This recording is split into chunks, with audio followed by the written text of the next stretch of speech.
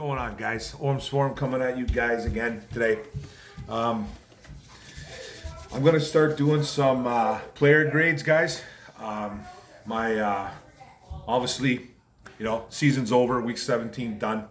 Lions not in the playoffs, so I'm going to concentrate on doing some player grades right now. Eventually, like I said before, I'm going to do mock drafts, college football players coming out, who the Lions going to grab. I'm even probably going to do a 32 team, every single team in the NFL, first round. That's going to come eventually down the road. I still got to work on that. That's going to take a little bit. But as of right now, I'm going to do the Detroit Lions and I'm going to do their player grades. And how I'm going to do it, guys, I'm going to do it with position by position. Like one day I'm going to do quarterbacks. Like today I'm doing quarterbacks. Then tomorrow, running backs, and so far, wide receivers, tight ends, O-line, defense. You guys know what I'm getting at, right? So that's how I'm going to do it, guys. So there's going to probably be a few videos coming out a week, but let's get to it right away. I'm going to do player grades, and it's going to be quarterbacks. And there's 3 quarterbacks on our roster. I'm going to start off with David Blau.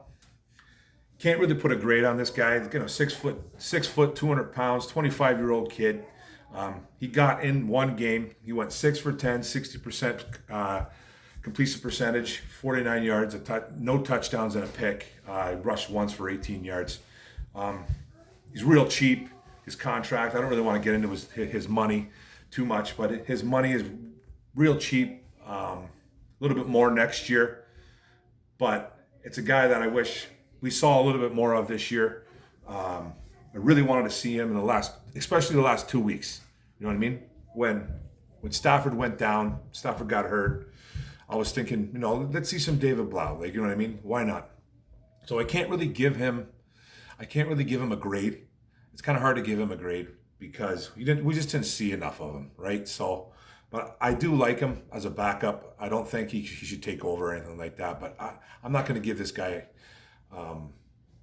a grade just yet because he didn't play enough. The window was too small of a sample size just to give a guy like that a grade. But I do want to see him in the future. I would love to see him in the future. I would love to see what they really have in store for a guy like that. He is on the team next year, and he's cheap. He's not expensive at all. So he'll come in and probably compete, but I'm not going to give a grade. But I'm going to go to the next guy. It's going to be Chase Daniel, a 6 foot, 230 pounds, pretty big kid in the weight department there. I didn't think he was that heavy. I thought he was bigger than 6 foot too, but he's not that big. But he got in a couple games this year, 4 games to be exact. He went 29 for 43 all year, out of 67% completion percentage, 264 yards, a touchdown. He got sacked 3 times, 2 interceptions, rushed twice for 16 yards. So the 29 for 43, it's almost like a full game. You know what I mean? Full game, 264 yards, touchdown, 2 interceptions. That would be probably what you would get out of him weekly. Like a touchdown, but a couple picks a game. So I'm going to give him a D grade. You know what I mean? I'm going to give him a D grade because he makes way too much money to be a backup quarterback. The guy signed a 3-year, $13 million deal in 2020. You know what I mean? So you could save a couple bucks in the next couple years by releasing him or trading him with that dead cap hit money. That dead cap hit money, by the way, guys, is impossible for me to figure out sometimes, man. I'll go to one site, it'll say this number. I'll go to another, it'll say this number. But from what I'm looking at, it looks like if they keep him around for another year and then get rid of, then he's a free agent in a couple years, then it'll be like $5 million off the books. But I could see him probably coming back next year. They save a couple $1 million though if they somehow release him or trade him. I forget what's better. I think trading him would get more money off that dead cap hit, but he just makes too much money to be a backup. He makes way too much money, and that to me shows that they weren't too sure about Matthew Stafford's back coming into 2020. They really weren't. And they also signed Blau too the same year, re-signed him. You know what I mean? Signed him to a couple-year deal. Like a 2-year deal. So it's like they weren't too sure what was going on with Matthew Stafford coming in this year because they paid a lot of money for a career backup, man, that's 34 years old. You know what I mean? So he makes way too much money to be a backup. He's not the guy either. I don't want him to take over or anything like that either, man. But I'm going to give him a D grade based just on his contract alone. You know what I mean? Like, he's serviceable. He's not going to win you any football games, though. So he's going to get a D minus for me. You know what I mean? It's just no good. No good for me. But on to the guy that we all know. All the guy that gets all kinds of love, all kinds of hate in the city. Matthew John Stafford.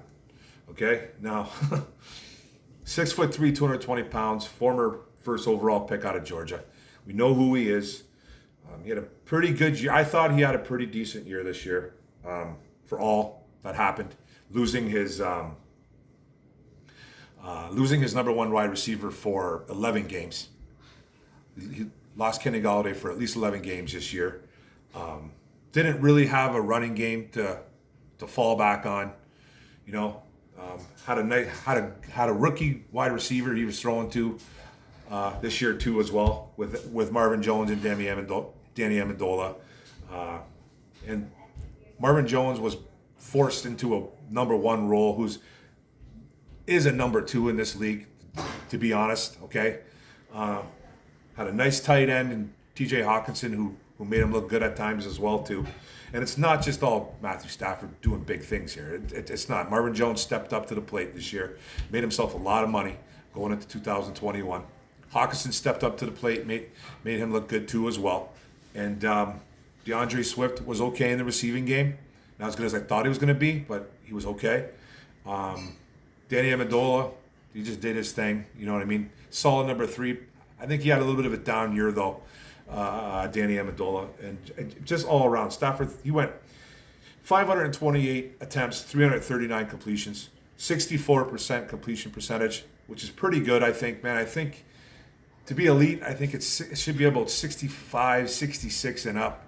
That's when I think it should start getting to that elite status. He's not elite by any stretch. I'm just saying the completion percentage. He had, again, over 4,084 yards. He got to 45,000 yards in his career, fastest pretty much to ever do that.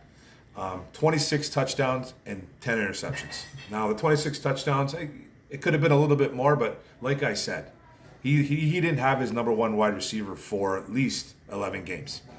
And I think Golladay might have caught 3 or 4 touchdowns. I haven't quite researched that just yet, but from what I can remember, I think it was 3 or 4. He only played 5 games, so I think it was 3. I want to say 3 touchdowns, maybe 4. So if you factor in those 11 more games, he's probably going to get at least 6 or 7 more touchdowns.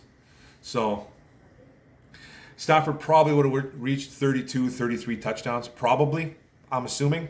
You know what I mean? So all in all, man, I know it's what if, woulda, coulda, shoulda. I know it's all that.